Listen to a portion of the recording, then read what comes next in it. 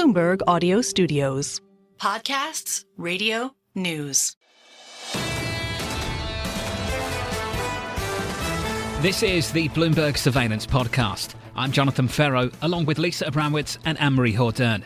Join us each day for insight from the best in markets, economics and geopolitics. From our global headquarters in New York City, we are live on Bloomberg Television weekday mornings from 6 to 9 a.m. Eastern.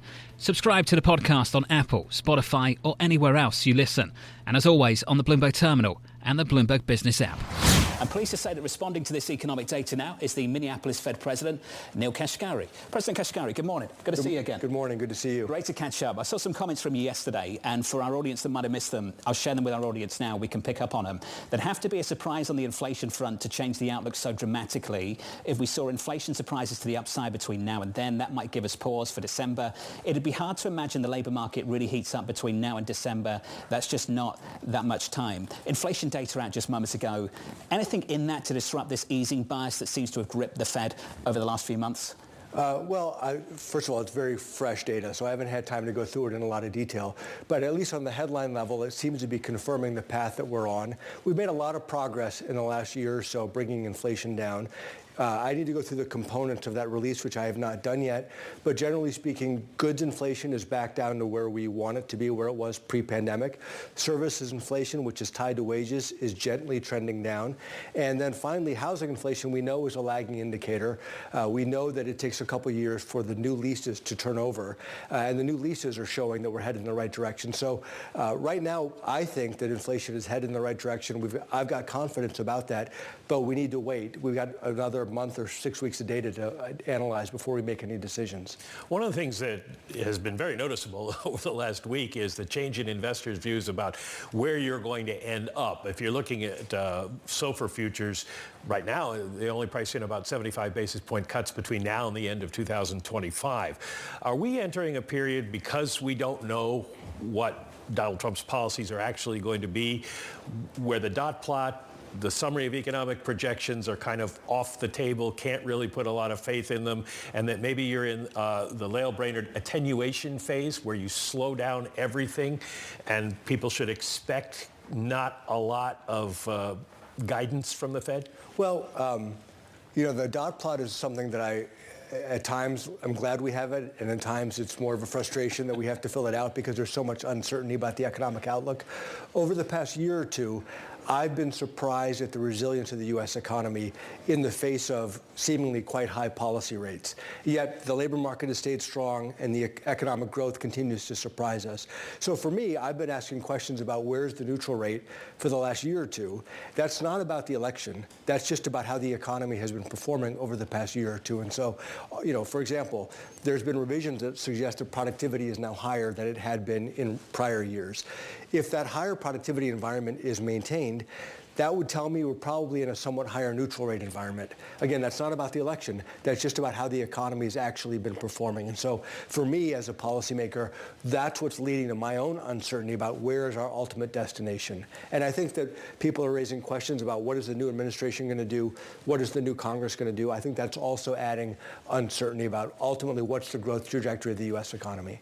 Well, Tom Barkin said yesterday, your colleague from the Richmond Fed, that right now there's no way to know. So one has to just kind of assume that things are going to be maybe stuck, inflation stuck above 2%. Would you join in that sentiment? I'm not sure that I'm ready to say that inflation is stuck above 2%. I think it's right now running in the mid-2s on a PCE basis. And as I said earlier, goods inflation is back down. Services inflation is tied to wages, and wages are gently trending down. And housing inflation, we know, is going to take a couple of years before the new leases roll all the way through the housing inflation. So I have confidence that inflation is headed in the right direction. Is it headed there fast enough? Do we want it to get there more quickly? We will see. But ultimately, that and the labor market are going to guide our policy decisions. Well, back in September on the labor market, you said that the balance of risks had shifted towards a more weakening labor market. Do you think we've backed off that risk? Is it not as acute as it was since we've had the data since September? Yeah, we had seen some data piling up until that September meeting, which was pretty much pointed in one direction, which was a softening labor market. We then had a surprise on the other way. The labor market looked stronger, but then a reversal in the subsequent job report. And so I still think the labor market is softening. A 4.1% unemployment rate is a good unemployment rate. It's a good labor market. It's not as tight as it was a year ago or 2 years ago. So it's unquestioned that it has been softening.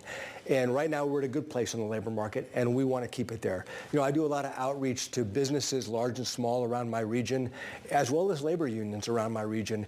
Generally, what I hear is cautious optimism. People feel good about the outlook, but there are some trends that it's slowly softening, and we just want to watch that carefully. Neil, the election. We've got to talk about the election. And I know it's a difficult moment for the Federal Reserve. I think it's a difficult moment for monetary policymakers worldwide, for that matter. The chairman dealt with it in the news conference and was pretty clear. We don't speculate, we can't make assumptions. But you're in the risk management business, and you've been in the risk management business for a long time. It predates your experience at the Federal Reserve. Do you think we've introduced two-way risk in 2025? And when you think about the balance of risk, does that call for a slower approach to any move in monetary policy, one way or the other? Well, two-way risk, I think we've already had two-way risk. So we've got risks of the labor market continuing to soften and over-softening, and then we've got risks of inflation potentially getting stuck. I'm not seeing a lot of upside risks yet. We don't know what's going to get enacted. I'm not seeing a lot of upside risk that inflation is going to take off from here. The bigger risk that I'd be concerned about on the inflation front is just if we're landing at around the 2.5% level instead of back down to 2% level. I think that those risks existed before the election, and I think that there continues to be uncertainty now, and we need to just take our time, let the data come to us, and let that guide us. Ultimately, for me, this goes back to the discussion we had a moment ago about where's the neutral rate. There's tremendous uncertainty in my mind about where the neutral rate is, and the longer the economy continues to exceed expectations, the more signal I take that we must not be as restrictive as I would have assumed. Fed staff analyzed, though, during the first iteration of Trump, the impact of the tariffs, and everyone coalesced around this idea that there was a one-off increase in inflation. You can look through it. It wasn't going to be this vicious cycle and ongoing inflation threat. Did you agree with that assessment at the time, and do you still think that that's what tariffs could do in terms of inflation? I agree with that assessment at the time. I still agree with that, but I think your prior guest touched on it, which is it really depends on what the other countries end up doing. If there ends up being a tit for tat and one country raises tariffs, they respond, and you go back and forth indefinitely, that could lead to a longer term imprint on inflation and potentially inflation expectations. And of course, we don't know what our own tariffs are going to be, let alone what other countries are going to respond with. And so we just need to be patient and see. I had a note come in from one of the Wall Street analysts that had a line that I thought was really valid, and that is that if you're going to forecast inflation, you have to have a theory of inflation and what's causing inflation. We've got relatively strong labor markets right now, and we've got concern about inflation. Real interest rates just keep rising, and they're working in opposition to your rate cuts. What's your theory of inflation, and how come we're seeing this kind of real rate reaction? Well, I've done a lot of soul searching on why I missed the inflation run-up in the first place. I was surprised on the run-up. I was also surprised on the disinflation that followed it. And the one thing that's been constant is it was not the labor market on the run-up or the disinflation. It was mostly supply factors. And so, supply chains got gummed up. It took a lot longer to resolve. The inflation took off. You had the war in Ukraine also pushing inflation up. And then many of those factors unwound or didn't get worse, bringing inflation back down. So monetary policy's role, in my judgment, in this episode has been to keep long-run inflation expectations anchored. And it has provided some gentle cooling to the labor market. I don't think the supply factors are what have caused the labor market to gently cool. I do think monetary policy has been doing that. And so you put all that together, it says that when I thought we were applying 2 feet on the brakes of the economy with monetary policy, we might only have been applying 1 foot on the brake. And so this goes back to where ultimately are we going to settle? We're going to have to let the economy guide us. We are now paying as much attention to CPI again as we are to the labor market, but the labor market comes up in early December. We had a really, really strong September and a really, really weak October. Where is the labor market as far as you're concerned? I think the labor market is in a good place right now. Again, the anecdotes that I get, I look at the data, the official statistics, which always have uncertainty. There's even more uncertainty about the labor market statistics, not just because of the hurricanes and the Boeing strike, but because of the large immigration flows, which we're not exactly sure how big they are. and they're time varying. So what is this month's break-even level of job growth? Your guess is as good as mine.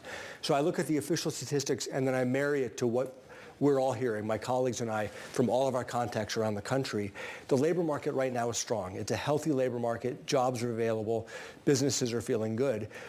We want to keep it that way. And so as we get the data in, I'm going to continue to do my own outreach, and all of the other presidents are going to do their outreach to the businesses, large and small, and labor groups to get a sense of, is the labor market cooling slowly? Is it heating up? Or is it cooling quickly? And those will be important judgments into our policy deliberations. Your former colleague, Bill Dudley, wrote a Bloomberg opinion piece earlier this week, basically saying that there's this possibility that Trump enacts policy quickly and forcefully in a way that doesn't give the Fed enough time to respond and without the proper tools to respond. Is that a concern you also share? I think fiscal policy is always an input into our deliberations and into our analysis and assessment of the economy. I don't think that's new now. And it's not just U.S. fiscal policy. It's what happens with other countries, what happens with our trading partners. And so that type of uncertainty, we're used to dealing with it. Obviously, we would like to have less uncertainty. That'd be great. But it's the world that we live in. And we will take all the information we can as we get it and incorporate it into our thinking. Speaking of uncertainty, there's been a lot of concern about what Trump 2.0 would mean in terms of jawboning the Fed and how he felt about Jay Powell. The FOMC had this plan during the first iteration of Trump that maybe they even move Powell to chair of the FOMC if he was going to take over the chairmanship of the actual Fed. Would you basically all act as a group to potentially thwart anything that was coming at you that would negate the Fed independence? We are all committed to our dual mandate goals. Everybody around the table, all of my colleagues, stable prices and maximum employment. So number one, we're all committed to those goals. Number two, I don't think those goals are controversial. I think everybody across the political spectrum wants us to get inflation all the way back down to 2% and wants to keep a strong labor market. So I think that also provides us a lot of support. And then there's built-in continuity into the structure of the Fed that Congress designed. Governors serve up to 14-year terms. The presidents are independent, the presidents of the 12 reserve banks. These structures help us provide continuity. I'm confident that between the people who are there, our commitment to our dual mandate goals, and the structures that are in place, I'm confident that we will do the right thing and focus on the economy. The housing market, how do you explain what's going on? The fact that prices aren't coming down, and if you keep rates higher than anticipated, we've already seen mortgage rates go up since you started cutting. Is the housing market dead? Well, the housing market, as I've studied it, and this is an issue all around the country, the lack of affordability, not just for low-income workers, but for middle-class families and more. It's really one that we've underbuilt housing for the last decade. Following the great financial crisis, we just structurally underbuilt housing, so there's, in a sense, a shortage. And as I think about, back to the notion of a neutral interest rate, think about a neutral mortgage rate. If we have structurally underbuilt housing, and there's a lot of demand for housing, what interest rate is going to clear that market? All else being equal, you would think a higher interest rate would clear that market. And so I think the housing market has its own unique dynamics that are going on that are driving this more than just the macroeconomic landscape and more than just monetary policy. So the Fed raises its hands and says it's not something we can fix? Yeah, we can fix it. I mean, if we said we're going to cut interest rates to try to support housing affordability, setting aside the rest of our goals, what would that probably do? That would probably push up the price of housing. And so would that actually improve affordability? And so I don't think monetary policy is well suited to address the structural issues that are going on in the housing market. We've touched on absolutely everything. Can we finish on financial markets? Sure. You know them well. Are you worried about cutting into an asset bubble? You know, when I always go back to when then Chairman Greenspan in 1995 declared irrational exuberance. Sure. 1995 he declared it, and the stock market went up for the next 4 years. I look at that episode and think if the Fed had tried to use monetary policy to address that bubble, it would have done more harm to the economy than the fairly mild recession that followed when the tech bubble burst. And so I just think monetary policy is the wrong tool to try to address asset bubbles. Do you think there's something that needs to be addressed? Well, you know, bubbles are easy to spot in hindsight. If we really are in a higher productivity environment, if we're in a higher growth environment, and corporate earnings are going to continue to climb, one might look back and say, hey, these asset prices are not irrational. So it's hard to judge right now. If I knew where productivity was going, I'd be able to give you a more definitive answer. Just looking at markets right now, equity's very close to all-time highs. We've got credit spreads that are at incredibly tight levels. For investment grade, tighter than anything we've seen so far this century. For high yield, I think you've got to go back to pre-GFC. And you know what happened next? We're cutting interest rates into that. We have authorities down in Washington, D.C., a Trump second administration that could be cutting taxes going into that as well. What is on your radar with regards to that? What would you watch to say, actually, something going on here that maybe we need to pay a little bit more attention to? Well, from a financial stability perspective, traditionally the biggest sources of financial instability are leverage and maturity transformation and the intersection of those two. That's why banks are inherently risky. Levered 10 to 1 or more, they take overnight money and then they lend long into it. So for example, a lot of people have looked at private credit and said, this is a huge growing asset class, isn't this scary? As I've looked into it, they seem to be much less levered than banks, and they generally have longer-term funding. So in those two primary dimensions of financial instability, leverage and maturity transformation, it doesn't seem to be riskier than banks, probably less risky than banks. So we continue to look for leverage. We continue to look for maturity transformation. Neil, smart, as always, and good to see you. Good to see you. Thanks for your time. Thank you, sir. Neil Kashkari there, the Minneapolis Fed president.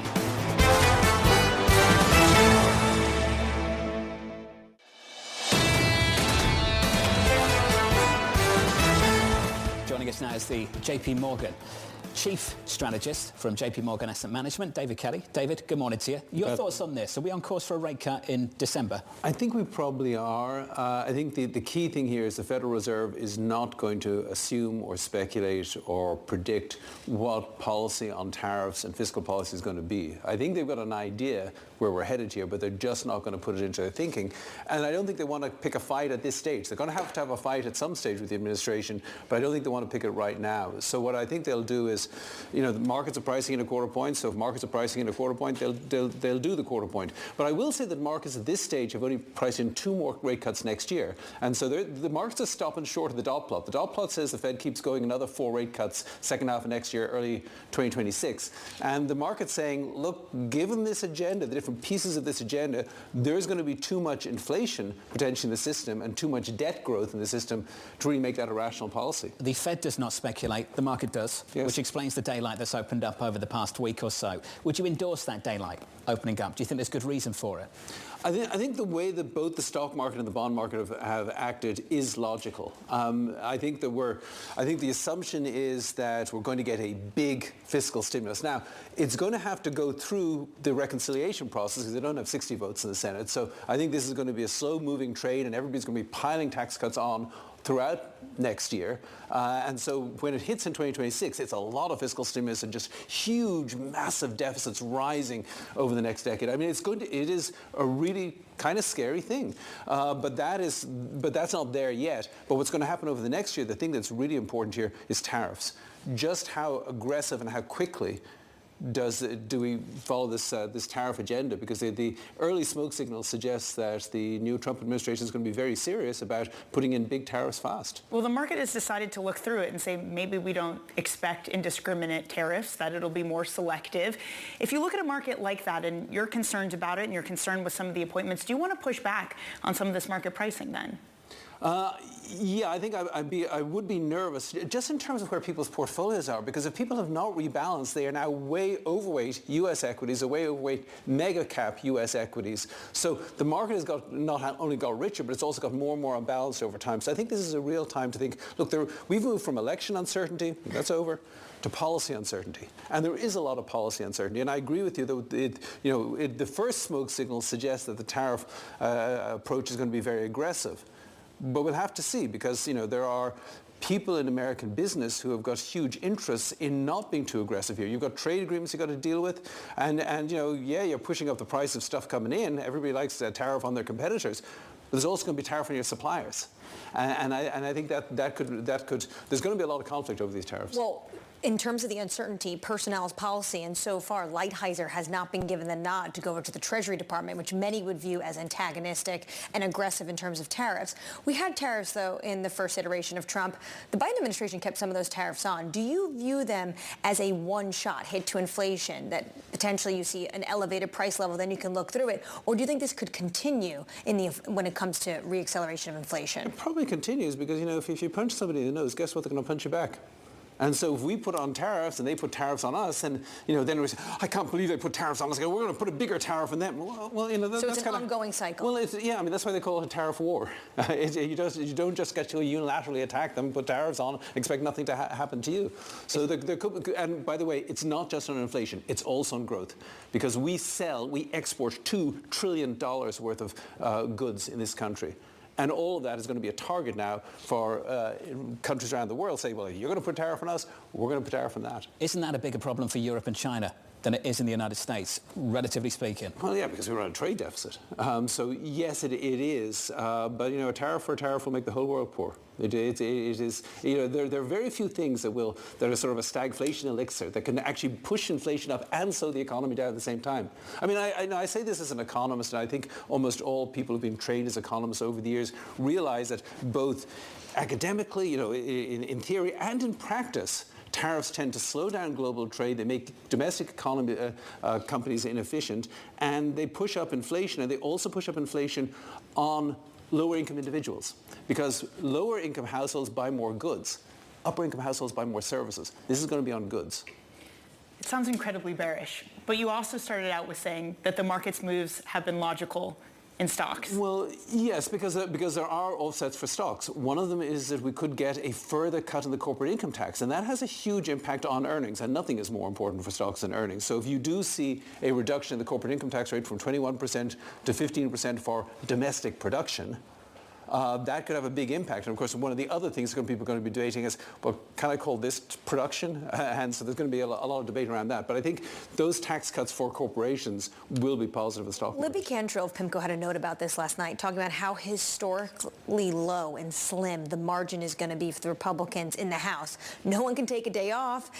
The President-elect Trump might need to be careful who else he tries to pull from Congress to join his administration. Do you have conviction they will actually get that 15% tax cut? Well, quite possibly, because I think you've got to look at. I mean, I think that I'm not a political observer, but it would seem to me the Democrats are pretty dispirited here. This is what the people have voted for. And you think Democrats will sign up for a 15% corporate tax rate? Well, they don't have to. In the House, you've just got to get 50%. And it looks to me right now, if the vote stopped today, it will be 222 to 213. So that's 9 seats. That's enough to get the thing through. David Kelly, a lot to look forward to over the next several years. It's good to see you, sir. Thank you. David Kelly there of JP Morgan.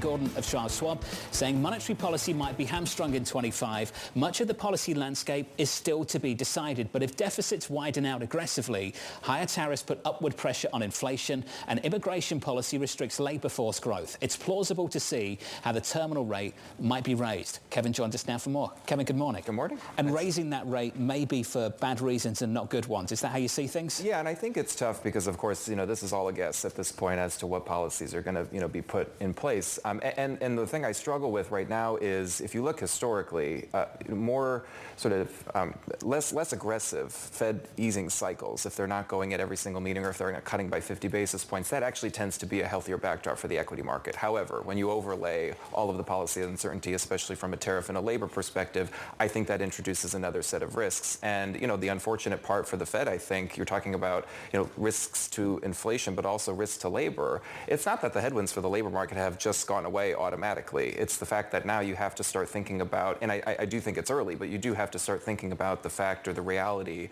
or really the possibility that you could be in a position in 2025 where there are still significant headwinds to labor, but then you have some reflationary forces building. And I think the difference now is from a labor standpoint in particular, if that comes via more restrictions on labor supply and you do get more of a sort of, fanning of the embers from a wage perspective, I think that becomes a little bit more of an issue. Kevin, you know how this works. in moments of maximum uncertainty and low conviction, we all reach for a historical parallel. Yeah. We have a playbook.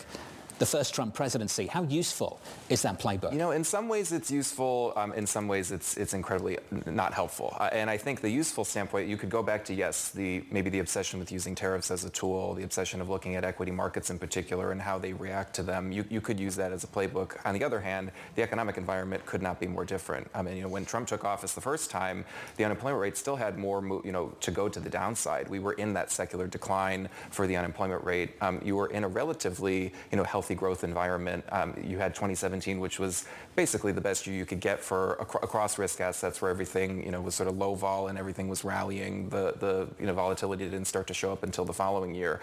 There's just such a different setup this time. So I think that it is a knee-jerk reaction to go back to that one era and say this is exactly how things can play out, but we're just facing a different set of circumstances. I would probably put more emphasis, or most emphasis, on labor in particular, because when you look at the gap that has been filled from a labor force perspective over the past 4 years, it has been from the foreign-born labor force. It hasn't been from the native-born labor force. So if you are putting some sort of restriction on that, or if you're taking a chunk of that out, not all at once, but phasing that in over time, that does put some pressure on the labor market from a growth perspective in terms of overall consumer spending and the power associated with it, but also from a wage and an inflation perspective too. But to your point, we kind of have no idea what that's going to actually look at, like what form, what pace, what amount for all of the policies. So in the meantime, for 2024, before we have clarity on any of that, can you stand in front of this bullish train, or do you just want to hop on? Well, I think that, momentum is a powerful thing. I was just looking at the S&P 500 momentum index. It's having its best year since 1998. It was since 1999, but now we've nudged up just a little bit more. So it's hard to fight against that trend, especially when you've got,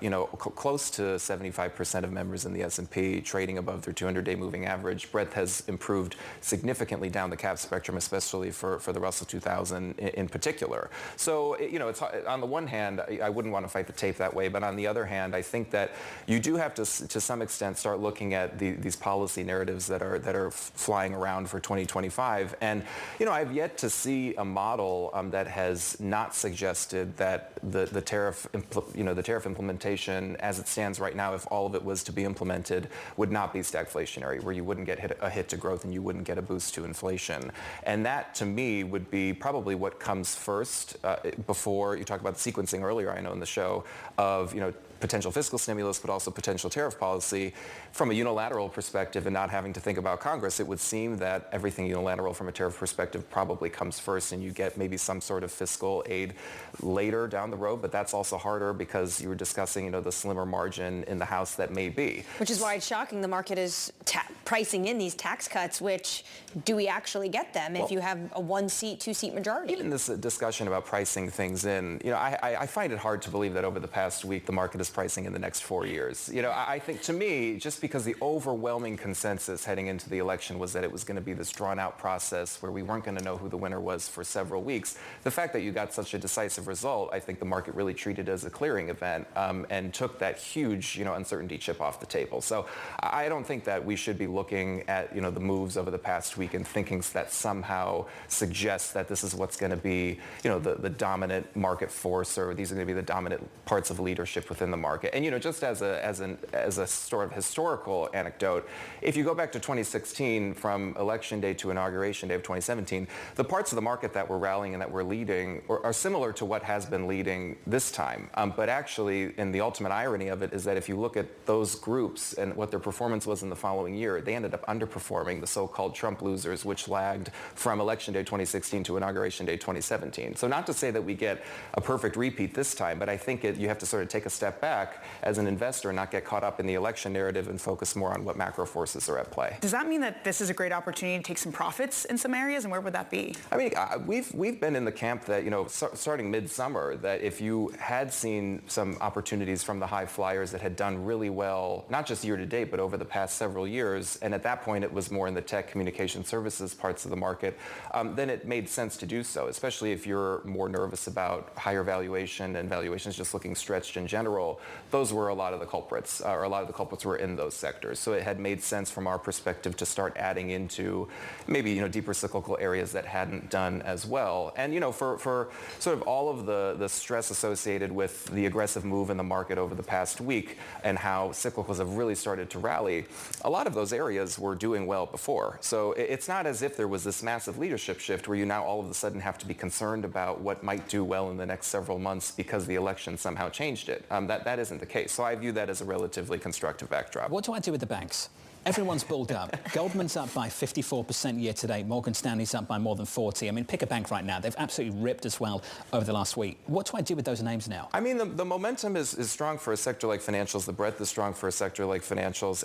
For banks in particular, that's another area where I would be careful about drawing some sort of election-related, conclusion. Because, and again, I don't want to just look at the first Trump administration and say it's going to be a similar, or the repeat of what had happened, because the dynamic in the environment is different. But banks were the 6th worst performing sector during his administration. So it's not as if you can just say, oh, it's a pro-growth administration or it's an anti-growth or pro-regulatory, anti-regulatory, and tie that to what sector or what industry is going to outperform. So I would pay attention more to the underlying environment. And right now, things look relatively strong. I think a year from now, if we do start to see more material hits from tariff policy or immigration policy, then I think it's a little bit. But when it comes to the banks, Trump is winning when there's a time where you see the regulators at play under a Biden administration. If Kamala Harris did win, do you think we actually would see these move in these banks? It's the ultimate counterfactual. I think that regardless of who the winner was, I do think that if it was still as decisive, even if it went the other way, you would probably still have a similar reaction. Maybe not as strong in the bond market, but that still to me is a really interesting move. The initial knee-jerk move with the rise in yields and the rise in equities. You typically don't see that kind of move in equities if yields were shooting up that much. And we can debate this because no one's wrong. Just by definition, we've got to look back and try and figure it out. At a guess, a Harris win, a blue sweep, a big Warren influence. I don't think Apollo's up like almost 20% in 6 sessions. I don't think you see that big run in regionals all for the banks. Well, they would be doubling down on regulation, not this idea that the valve is going to open and maybe there will be this M&A activity of what Jane Fraser said. They're all game on, waiting on the sidelines and excited to get in. I think Kevin's absolutely right, just clearing the event. Because the base case for a lot of people was this might take a while, and it didn't take a while. It was over by the time the sun rose the following morning. It is quite remarkable to literally pull up any volatility index on any asset class, a straight nosedive down. That's basically a green light to say if you are a bull and you want to buy, you're an asset manager and you were scared of volatility, you can jump in now, and that's what we've seen. So what we saw overnight. Kevin, it's good to see you. Overnight on election night, just straight down. Kevin Gordon there of Charles Schwab. This is the Bloomberg Surveillance Podcast, bringing you the best in markets, economics and geopolitics. You can watch the show live on Bloomberg TV weekday mornings from 6 a.m. to 9 a.m. Eastern. Subscribe to the podcast on Apple, Spotify or anywhere else you listen. And as always, on the Bloomberg Terminal and the Bloomberg Business app.